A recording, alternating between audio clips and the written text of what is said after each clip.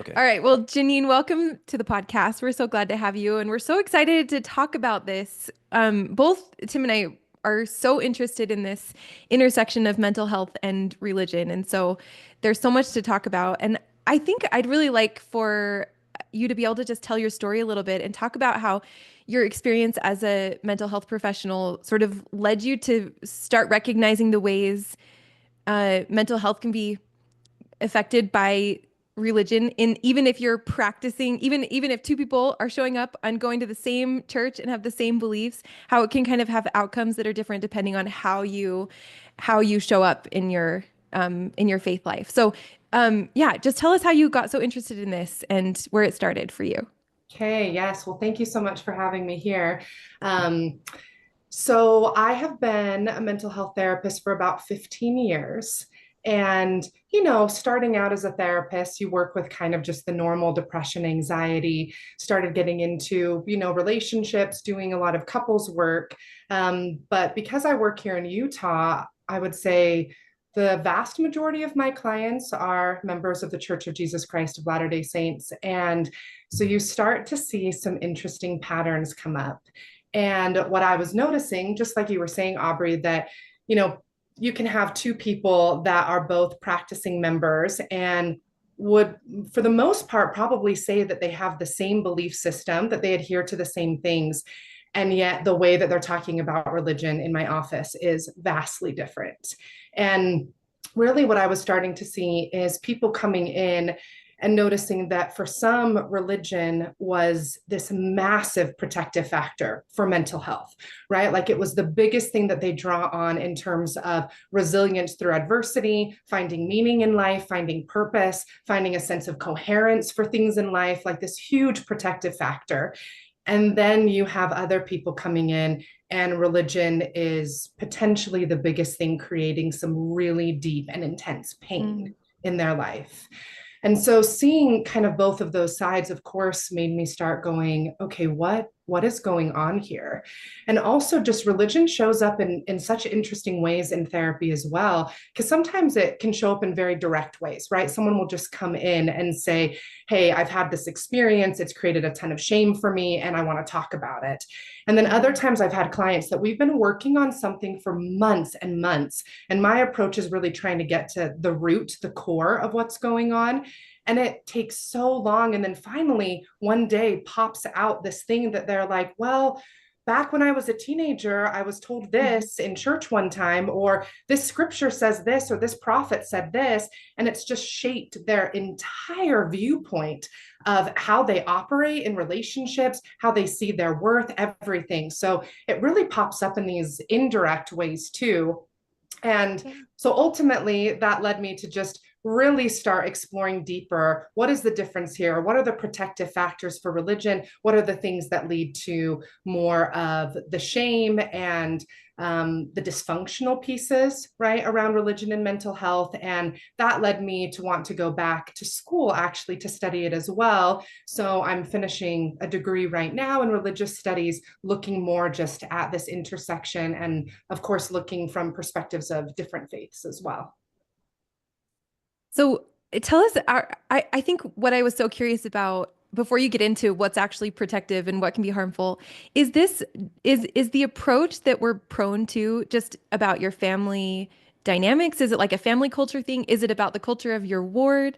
Is it just your personality? Like what moves someone to engage with their religion in a way that can be either protective or harmful?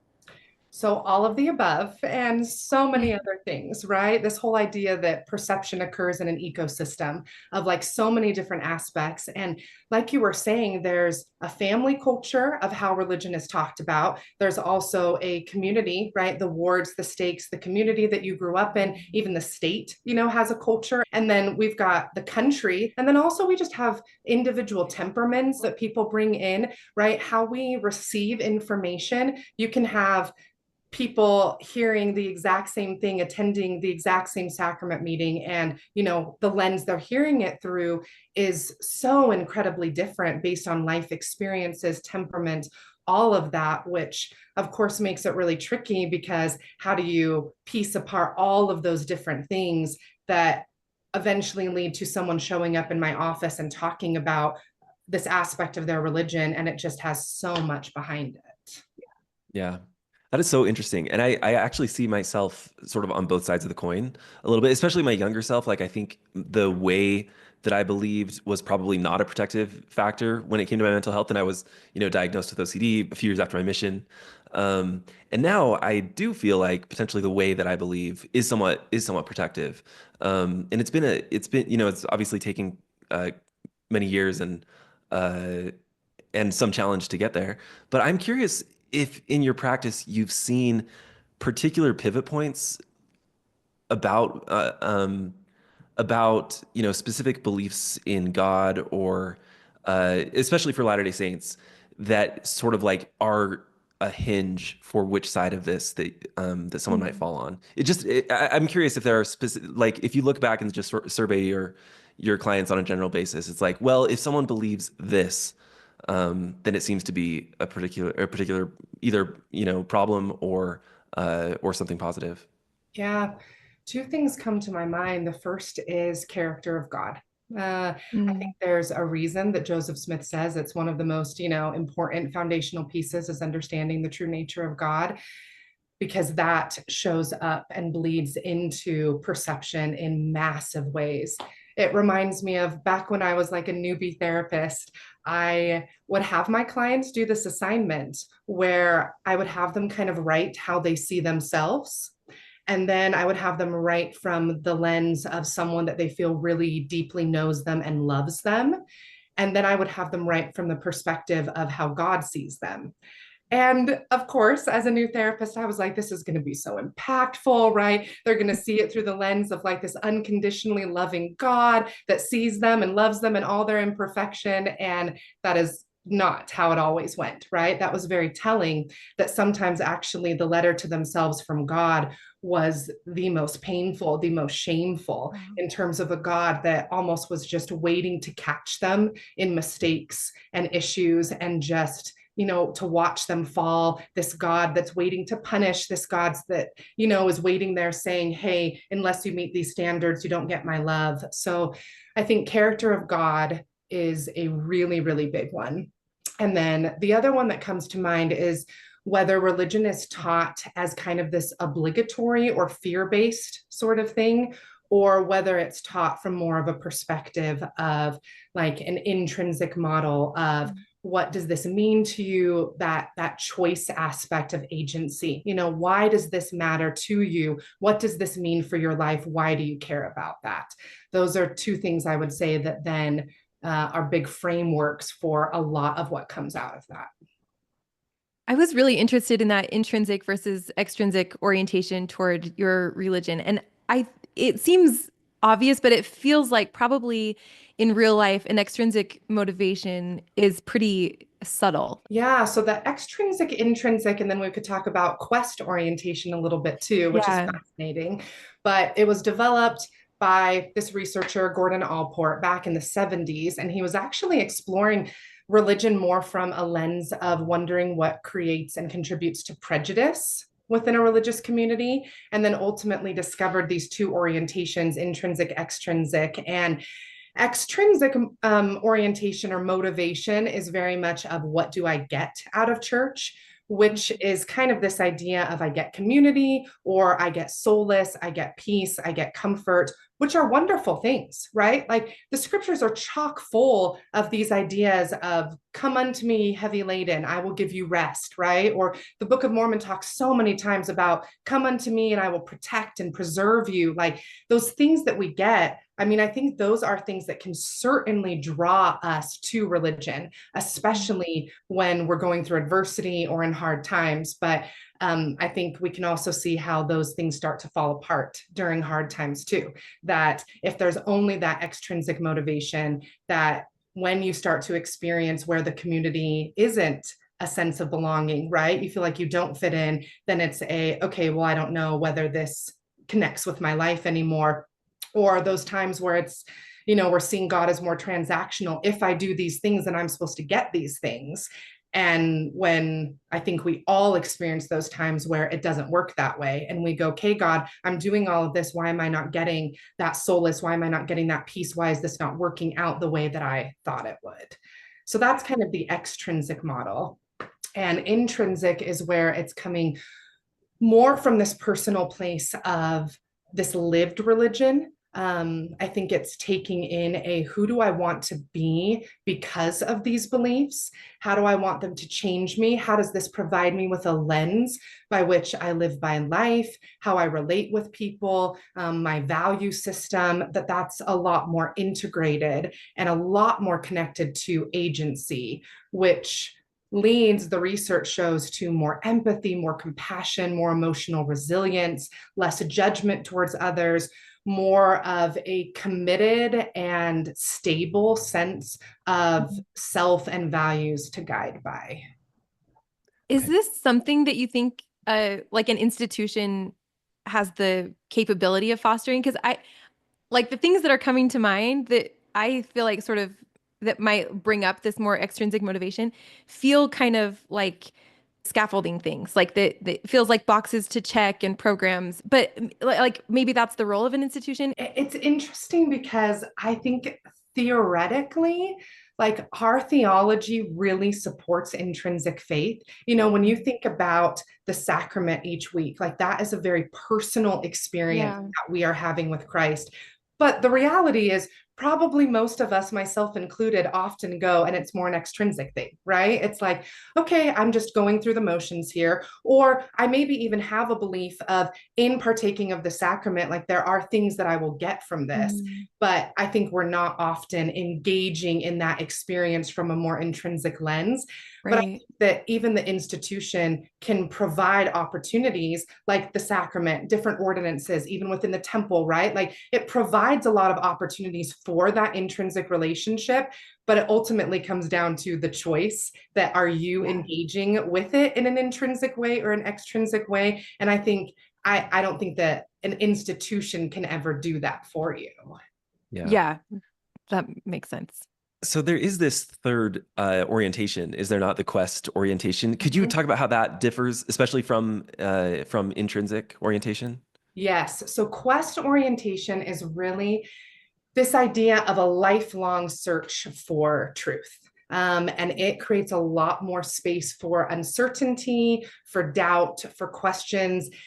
We could say that intrinsic faith is maybe works within more of an absolute idea of, okay, these are the beliefs, and I learn how to integrate them and live my life by them. Whereas quest orientation is more of this evolving sort of, okay, yes, this is how I understand these beliefs, but that's always changing, that's always moving, taking us closer and closer to kind of this ideal, ultimate truth idea.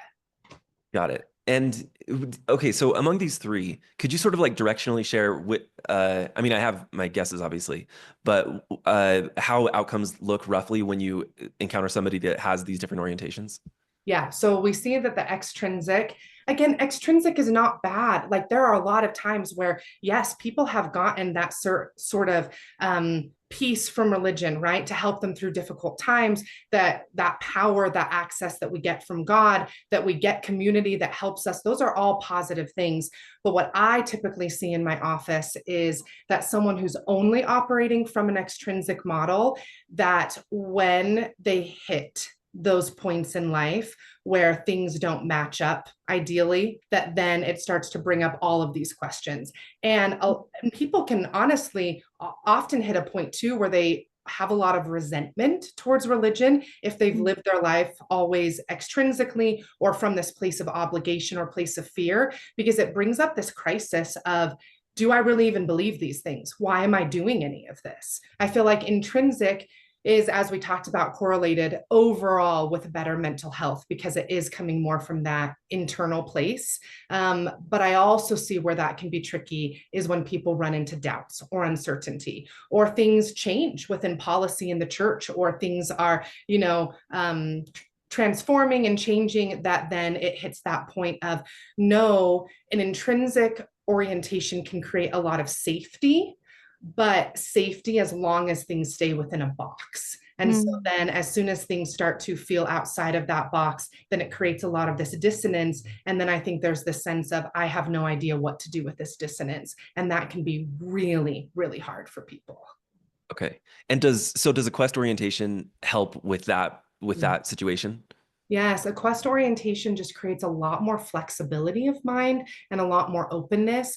It's kind of this idea of, well, yes, my beliefs and my value system is, really coming from this integral place that I believe. It has a lot of openness. I guess the way that I would see it is almost saying, okay, I'm living these things from my current understanding, but I'm always open to you showing me more, God. Like I'm always open to show me more, teach me more. There is a higher way of understanding this and seeing this. So it allows kind of us to hold that space of, I am operating from this intrinsic model that gives me a sense of stability, but also I have this openness and flexibility that there's so much more. And that so much more doesn't scare me. It actually can feel really exciting. Yeah.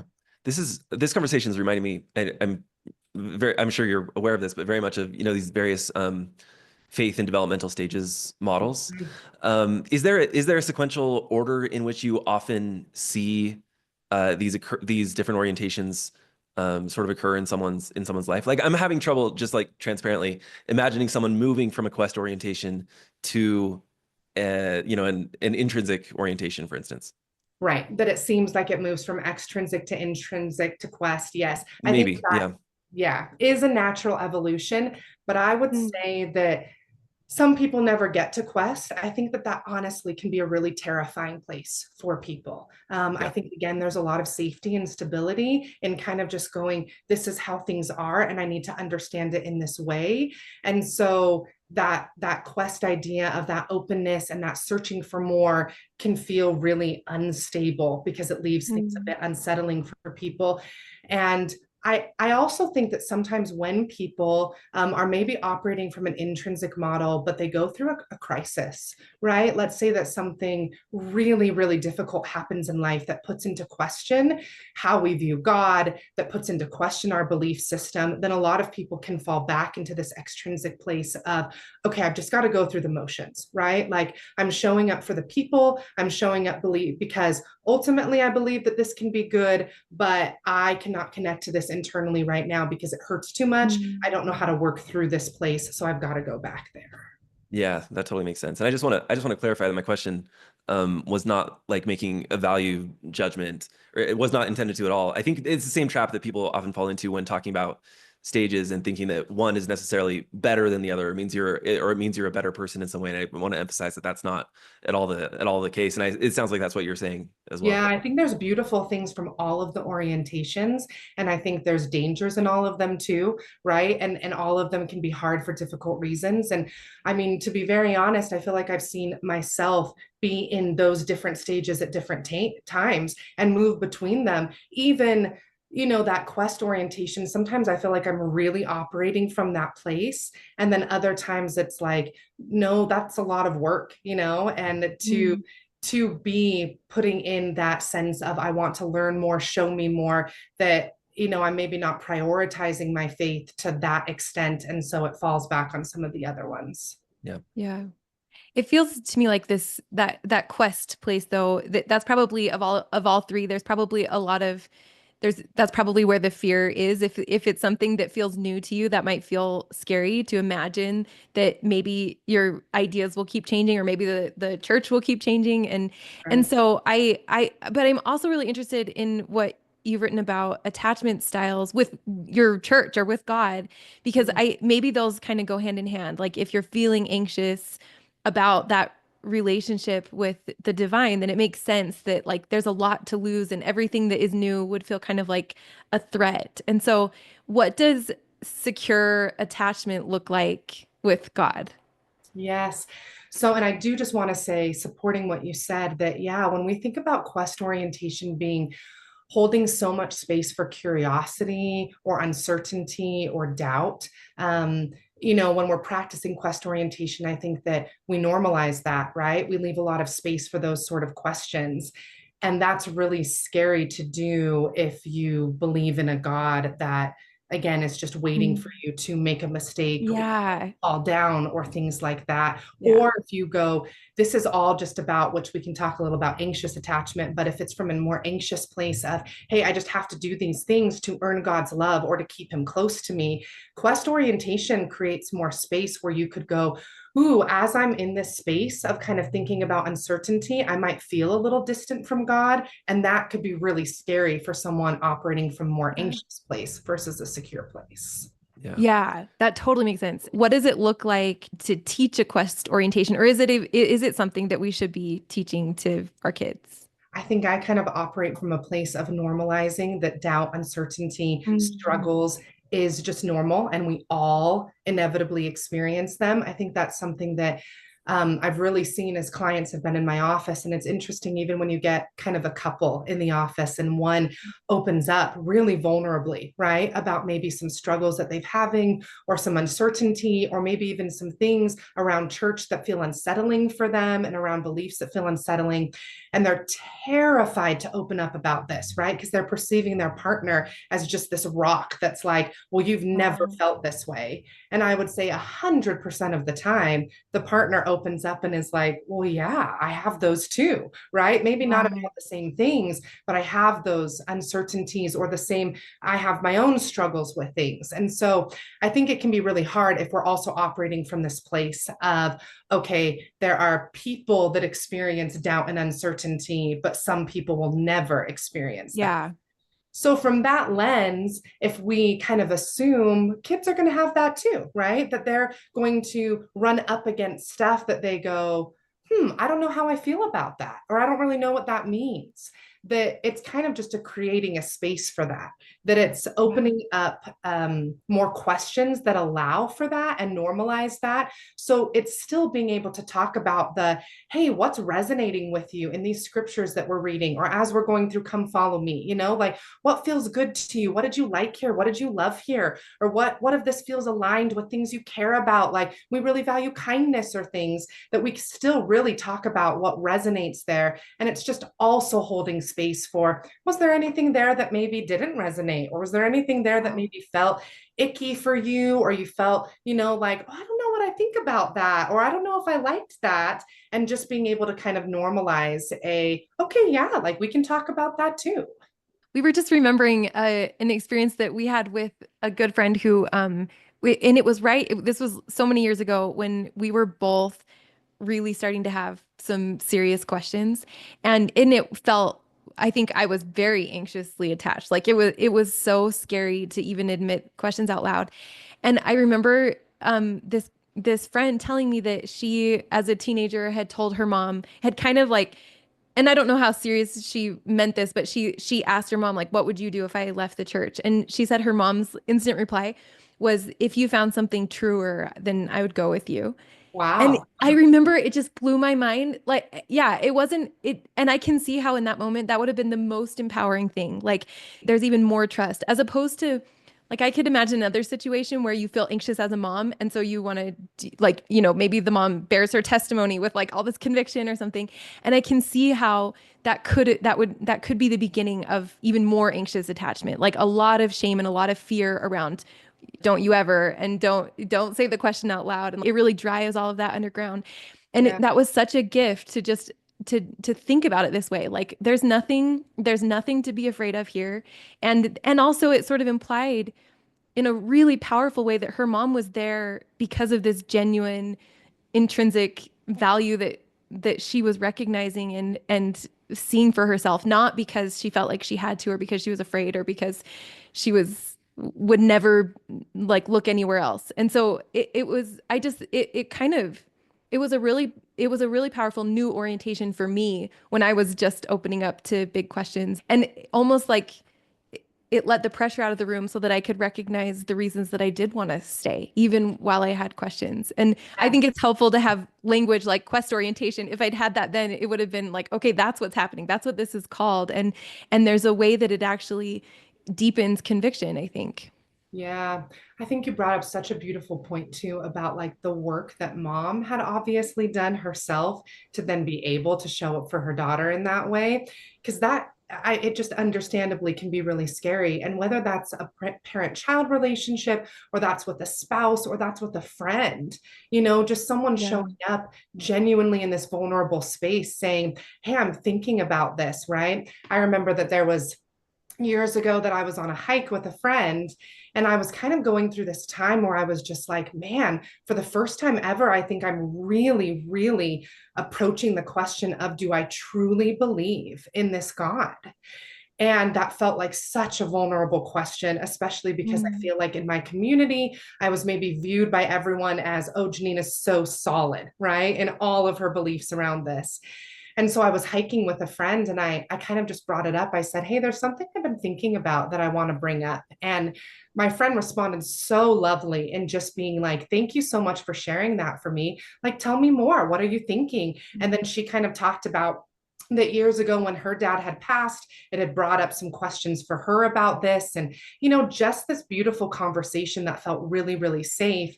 And that happened too because, my friend had done her own work to be Yeah. able to show up in that way in that moment. Wow.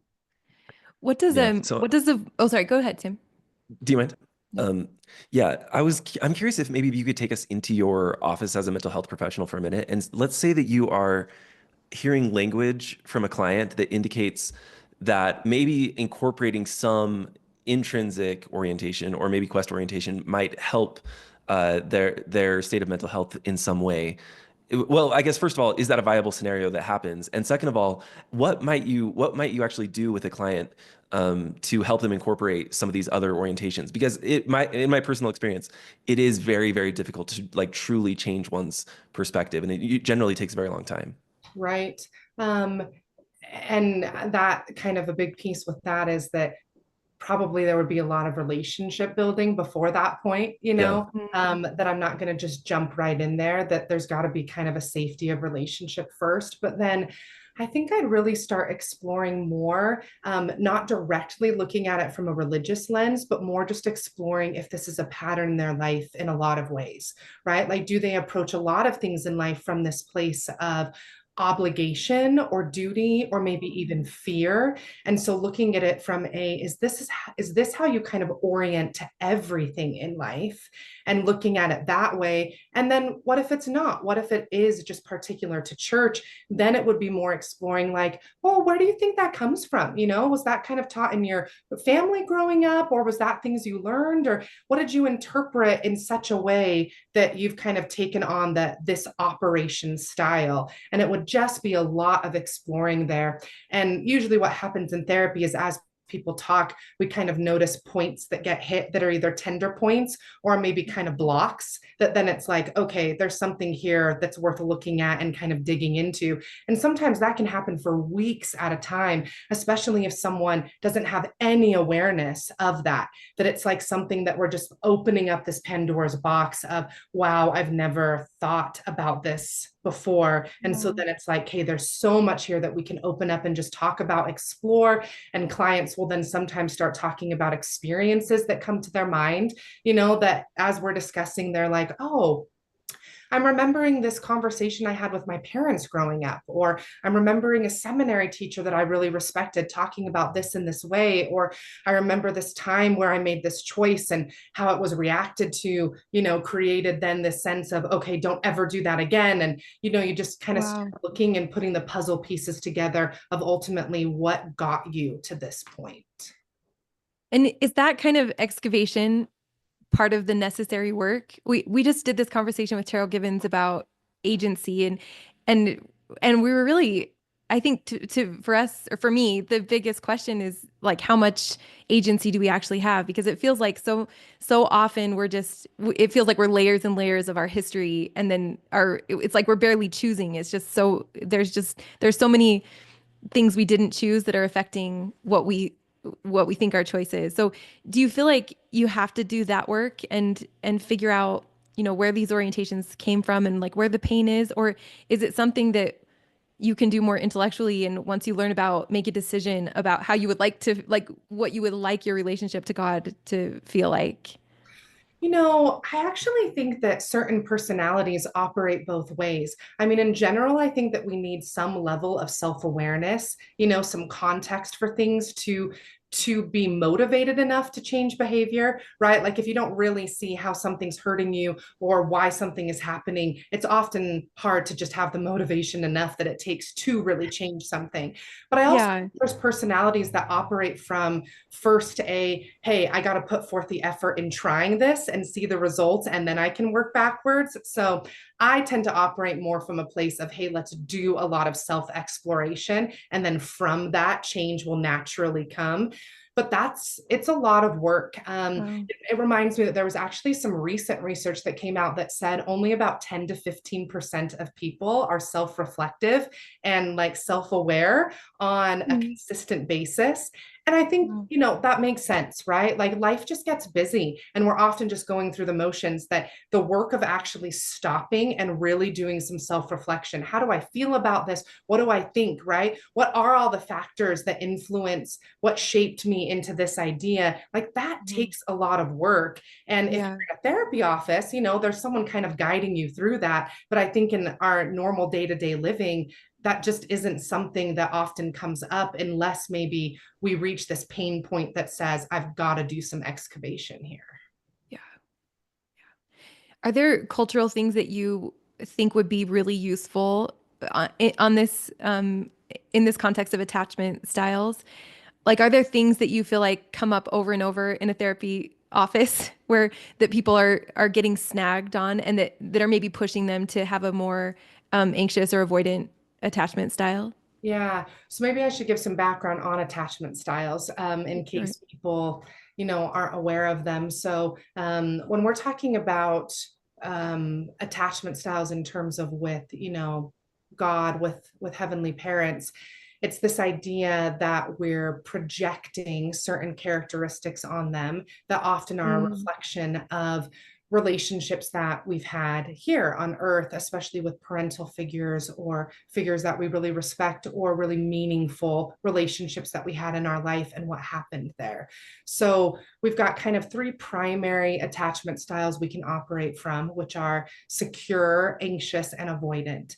And how we see that showing up in terms of like a divine relationship is an anxious attachment style is one that kind of operates from this fear of losing that closeness with God. So maybe a fear Mm. of abandonment. And that can show up in a lot of different ways. I would say in my office, it shows up a lot as perfectionism, kind of Mm. that hyperfixation on what are the things that I need to do to make sure that God is close to me or approves of me or I'm worthy of him. It can show up in this kind of desperate sort of feeling with God. Like, how do I get him to care about me? Because I'm afraid maybe he doesn't. It can sometimes be a fixation on sin or mistakes that we've made. So there's a lot of kind of self esteem issues that are there.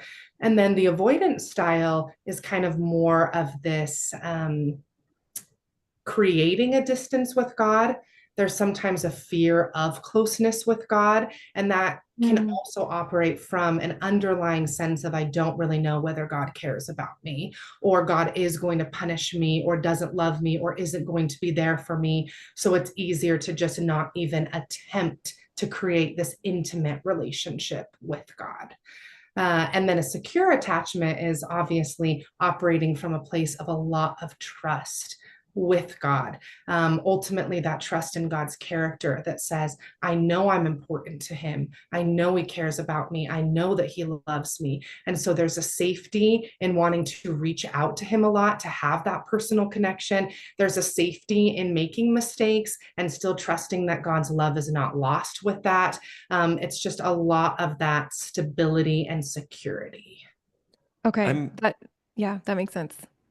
Yeah, and I'm curious too, and I'm not well versed in this language, so you'll have to forgive me. But secure attachment sounds like it might have sort of a shadow side as well, where there's like too much deferral of authority potentially. And I think, we've talked a lot about this as it pertains to church leaders or other external authorities, where a lot of us early in life do completely defer, and our authority really is very externalized.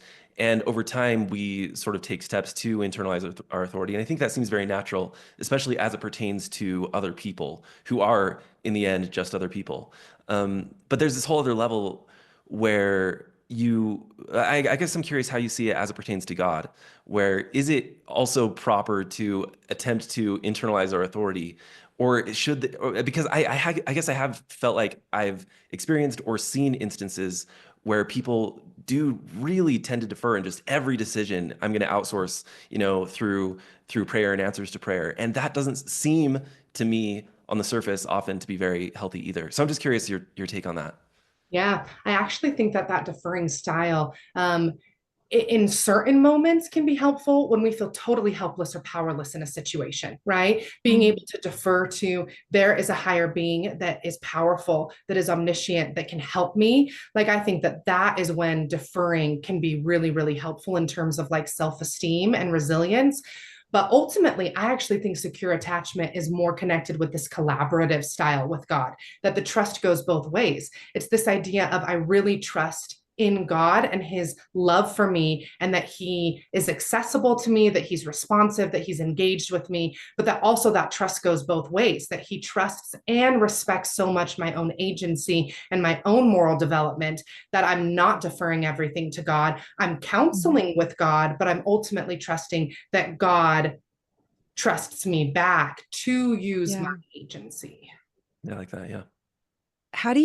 What does that actually look like in a church where we have this explicit hierarchy of leadership and authority, and like I bet that this is a place where people experience tension, like trying to decide, how to be collaborative. Is there a middleman? Is there a leader between you and God, and who are you collaborating with? Yeah, yeah. I actually think that this is a huge place of wrestle for people. And especially, it's interesting if you see someone that is maybe operating from this more anxious place, that immediately then, when they hear something, maybe in general conference, it's taken in from this place of just like, okay, well, this is said. And so then I just move forward from this, right? There's no kind of space in between there to go, how do I Yeah. feel about this? What do I think? Does this resonate with me? Does it not? If it doesn't, then how do I wrestle with that? That Mhm. ultimately it can just be a leader said this, I defer to that. So the end, right, of the story. And obviously it can go the other direction too, where it's just okay, I'm not listening to them, right? That does not resonate with me. There's something about that that doesn't feel good. So I'm just completely dismissing it, which makes sense too, especially when it's something that feels like, ooh, this is creating a lot of misalignment for me. But I love that middle ground space where it goes, okay, I'm going to get curious about this, right? Like, this was said, and what do I feel? What do I think about it? It actually reminds me of there's a phrase or a statement in Zen Buddhism that says, the finger pointing at the moon is not the moon. Have you guys heard that before? Yes. Yeah. Yeah. Yes. Love this. Yes, and I'll say that with clients, but sometimes we can just get so caught up in, okay, this is what leader said, this is what leader said. And it's like, if we trust that these leaders are called of God and their ultimate role is pointing us toward Christ, right? Which we believe that because of Christ and because of Christ's atonement, that's what allows for this kind of self actualization, this becoming sort of thing. So it's like, okay, the leaders are pointing us toward Christ and pointing us towards these principles that I think from their own understanding, because we know they're also, right, working through their own understanding, that they're trying to point us that direction. And so I think the work is to go, okay, here's what the leaders have said. Here's what I'm trusting they're pointing me towards. What does that mean for me personally in my walk to the moon, which is what I'm doing? And that walk is a walk that I own through my own agency, through my own choice. Who am I going to become? What am I going to do within the context of this information that I'm hearing from leaders, reading in the scriptures, that sort of thing? Yeah.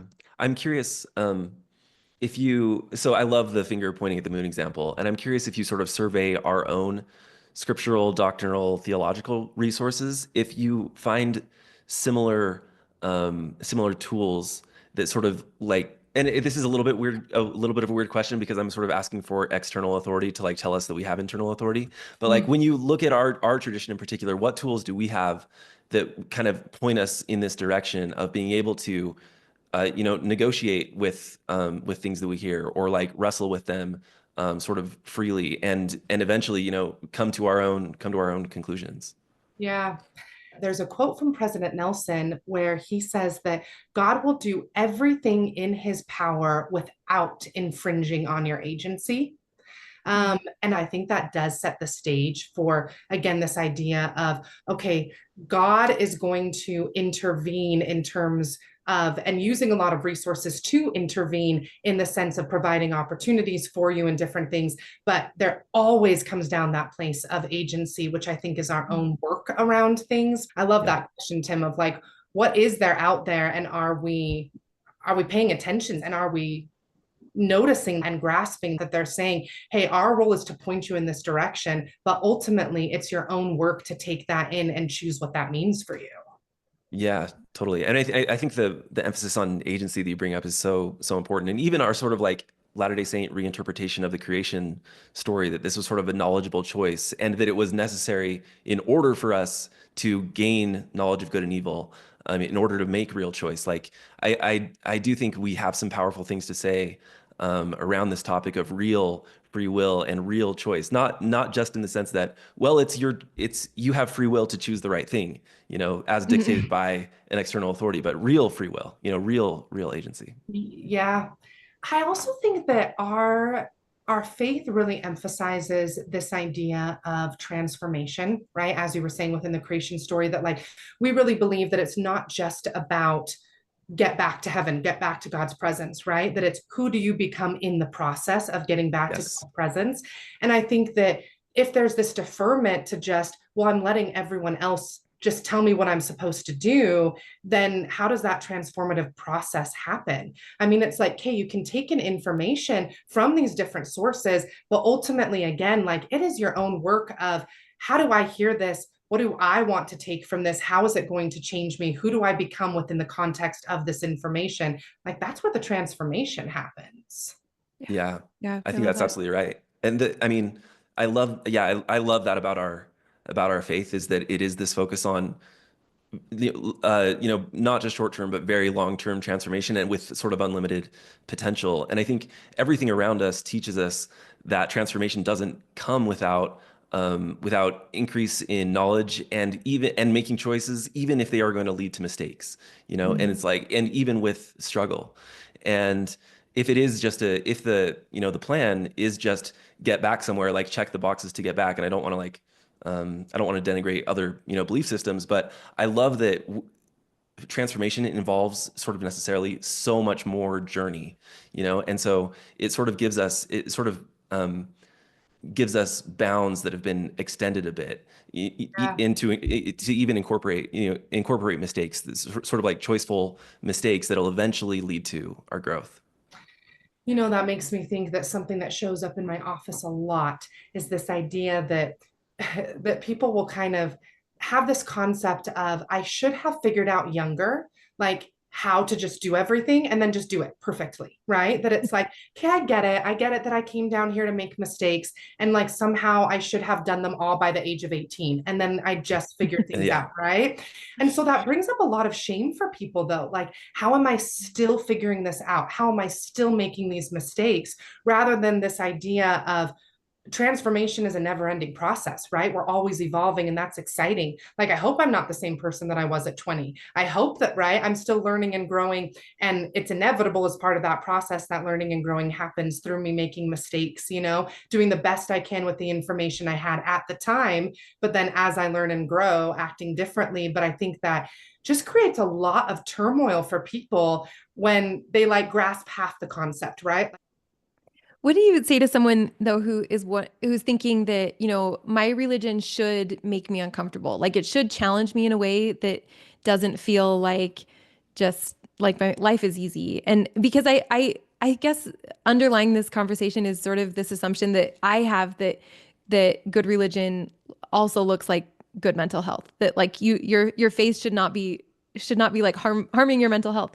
But I don't think that necessarily means that your life is easy. But so I guess I'm just noticing that there is kind of this tension that I'm recognizing between a religion that is producing that transformation and a religion that is sort of taking the wind out of your sails and making you feel like it's too hard to try? Such a loaded question that you just asked, because I'm just thinking that, I'm also a believer that church should not be harming, right? Religion should not be harming. I actually feel the opposite. I feel like religion is meant to be this protective factor, that life just is by nature of Mm, the fall and what life is. It's going to challenge us. It's going to lead to this struggle and this transformation, and that religion is meant to be a resource and a tool to actually help us navigate that in an yeah. easier way.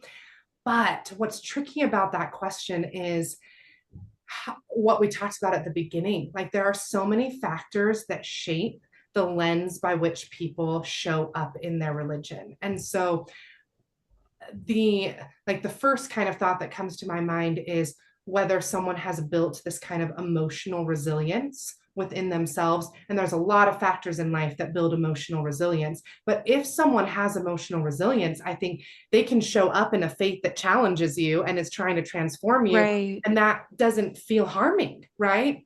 Yeah. Whereas someone who maybe is coming from a different perspective, that totally nurtures this belief of, I'm not good enough. I'm not good enough. Why do Yes. I constantly have to Yeah. change, right? Yeah. And so there's so much there in terms of what lens we're seeing things through, that it's, one of you could show up and hear a talk in sacrament meeting that talks about transformation and say, this is really beautiful. Like, I believe in a God that trusts me enough that, like, of what I can become. And that's beautiful and amazing. And somebody else can hear that talk and go, cool, this just reaffirms that I'm not good enough. I'm never going to be good enough. Yeah. God doesn't see me as good enough. I have to keep proving, keep working, keep trying. So it's just that, back to that self-awareness of knowing, like, what am I bringing to the table here that shapes the lens through which I hear these things and read these things and Yeah. show up in my faith. Do you have, for someone who is starting to ask those questions of themselves, I think it's so hard because it's the water that you're swimming in. So you really never know. And this was kind of in the journey with OCD, like realizing that we were using the same words and having totally different experiences, but it's the only thing either of us knew. So I didn't know what Tim was actually experiencing and he didn't know what I was experiencing. And it's hard. And I think that's the case. Like, you sit in a congregation and you can all hear and say the same words, and I think because you've never been in someone else's brain, like, you don't know how it could sit differently. So how do you, like, what are some things you can ask yourself that would be indicative of whether there's harm being done or it's good growth? I love, like, the analogy of stretching. Is the stretching hurting because you're actually doing damage to your muscle, or is this hard in a good way and you're increasing flexibility? There's two different types of pain, right? One is so good for you and one could actually do a lot of harm. Yeah, no, I actually think it can be really complex. I think that I've had clients in my office that say things that happen and then they follow it up with but I get it, that's normal, that's just part of earth life, right? Yeah. That's just what we're supposed to Yeah. feel. And I'm like, well, no, no, no, no, right? Like, This is it's exactly what not I mean. supposed to hurt that way. And so I think sometimes it is really hard to tell, and especially if we just have some of these narratives of anything hard or anything worth it is going to be a struggle and going to be Wow. hard, right? Or that sometimes you have these narratives that normalize things that aren't super normal. So I think that you bring up a really good point about emotional attunement, Mm. paying attention to your body of, like, how am I feeling here? Like, if this is bringing up a ton of fear, or if this is bringing up a ton of shame for me, right? If I'm coming away from all of these experiences feeling just this sense of worthlessness or this sense of despair, I think those are really good clues to, okay, there's something that's off here, right? Mm. Because I think the church is, it's meant to go, okay, yes, there's struggle, but there's always hope within the struggle, right? And it's never about not being good enough. It's about actually this idea of more light, more joy, more freedom comes from that process of self-actualizing and transformation. And so there's these emotions that are difficult, but they actually are productive, right? They're leading us Yeah. forward and upward movement. And then there's times where it's like, no, this is all just bringing me down into this place of despair. Yeah. Yeah. Yeah. So if we had a map, and we could see where the protective factors are and like what we're aiming for, and we're noticing the fear or these things that are draining. Like, what are some things that you would see on that path that would be really good indicators that that's the right direction? Yeah, I think that the first big indicator would be how we see the character of God. Okay. Something I know we mentioned in the past, right? But like if we're ultimately operating from this framework of it is safe to explore. It's safe to like look at this, right? And make mistakes and be in the wrestle of all of this because I ultimately can rely on this God who loves me, is with Okay. me in this struggle, right? Wants me to be exploring this, respects my agency. Like I think coming from really this secure place in knowing that nature and that character of God and the Savior is a really important starting point. And I don't want to underemphasize that because that shows up in my office so much. Wow. And then I also think that just that we know we're on the right path when I feel like there's um, this internalized sense of I'm really questioning things from a place of what do I believe? Why do I believe? Why does this matter to me? And being able to come from really kind of that internal locus of control of like, I Mm. really believe in the empowerment of my agency. So as I'm engaging in these religious activities, I really want to be operating from a place internally of what do I think? Why does this matter to me? Okay. Yeah. I love that one because I think when you're feeling a lot of fear, you could do the opposite. You can think that the solution is to give away more of that locus of control and to defer even more intensely. And so I like having this orientation that when I feel these things, the answer is probably going to look a little more intrinsic. It's going to look more like like a trust as opposed to like a rigid soldier obedience that differs, like the internal conversation part. And but I know that gets really complicated when you're in a place where it feels like there's a lot of tension and a lot of fear, and you kind of feel like this, on the verge of panic. So those are really good. That's a really good compass, I think. And I actually Yeah. think what I notice is that and you kind of talked about this earlier, Aubrey, but as people feel safe to kind of go to that intrinsic place of like, I am allowed to really think and feel and explore this for myself. Once that kind of empowerment is built, I think it's a lot easier for people from a trusting place to then go to, okay, can I trust in God to counsel me, to guide me in these Wow. things? Can I, like you said, give away some of that agency, but it's given freely, not from fear, not from Yeah. obligation, but a place of, hey, I kind of know what I believe and feel, and now I feel much safer to kind of listen from this open place and take this counsel from these external sources as well. Yeah. Yeah. I'm curious. A lot of what we talked about today has been sort of like focused on this sort of deep internal work that we might do individually or, with a therapist or mental health professional. And I'm curious though, if things come to mind that we might be able to do as a community or just like in our church services on Sunday, like what things can we bring there generally? And obviously we're doing this as individuals, but when we're in community that might help us culturally to move toward these types of healthy orientations and positive mental health outcomes. Yeah. I mean, the biggest thing that comes to mind is if we can show up just with an awareness and a compassion that not everyone is having the same experience that we are at church, right?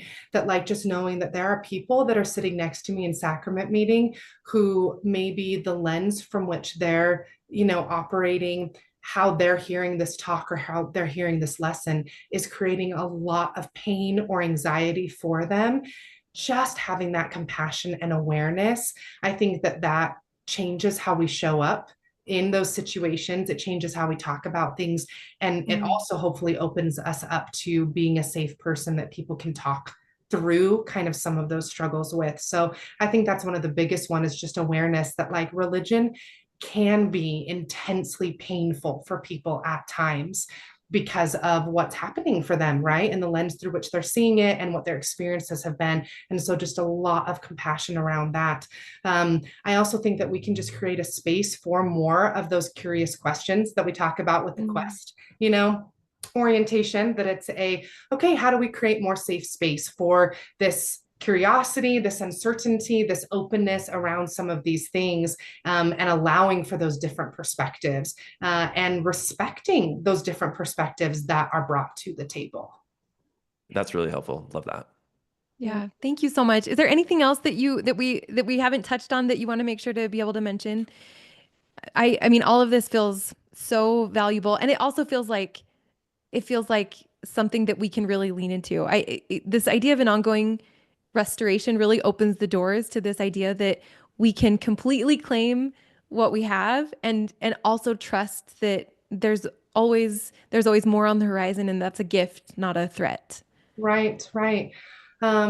I think I just want to share that, working with so many people through the years, like I really have seen the reality of both sides, that I have seen the very real pain that can come from experiences that people have with religion, and then also the lenses that we've talked about. And I don't want to minimize that pain. And I don't want people to listen to this and go, okay, if I'm experiencing pain with religion, or if things are hard for me, that means that I just have the wrong perspective, the wrong lens, and I just need to fix that, right?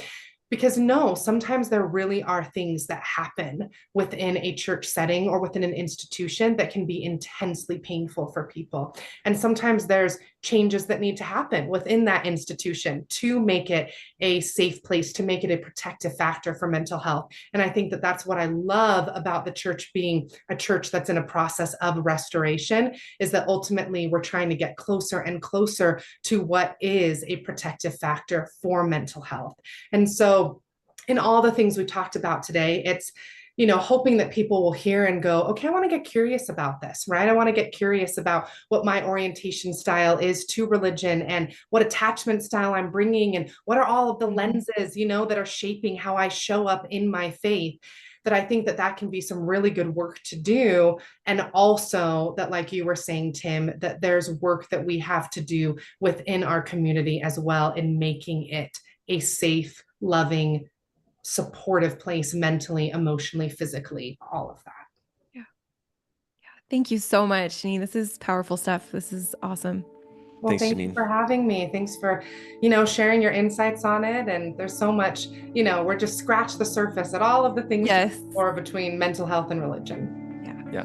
Thank you. Thanks you. Again. Thank you. Okay, thanks so much for listening. And we want to send a huge thanks to Janeen for coming on. And if Faith Matters content is resonating with you and you get a chance, we would love for you to leave us a rating or review on Apple Podcasts or Spotify. We love reading reviews, and they definitely help get the word out about Faith Matters. Thanks again for listening, and as always, you can check out more at faithmatters.org.